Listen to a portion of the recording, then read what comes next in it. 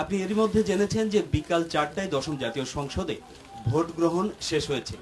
মানিকগঞ্জ 1 আসনে মোট 164টি কেন্দ্র ছিল।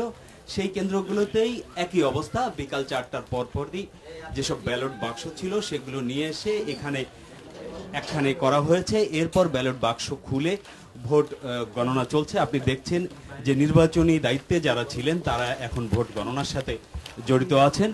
কিন্তু তার আগে আমি একটু জানতে চাই যে এই কেন্দ্রে কি ধরনের ভোট পড়বে। এই কেন্দ্রে মোট ভোটার সংখ্যা ছিলেন 3470।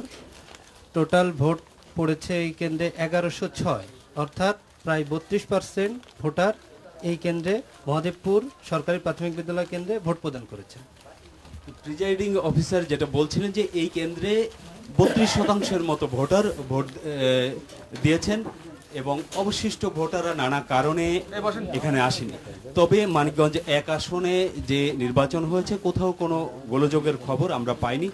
তবে শেষ মুহূর্তে এসে বিকাল 3:30টার দিকে এখানে যে প্রতিদ্বন্দ্বী প্রার্থী ছিলেন জাসদের, তিনি নির্বাচন বর্জনের ঘোষণা দিয়েছেন। তিনি অভিযোগ করেছেন যে বিভিন্ন কেন্দ্র থেকে তাদের এজেন্টদের বের করে দেওয়া হয়েছে। সর্বশেষ এই অবস্থায়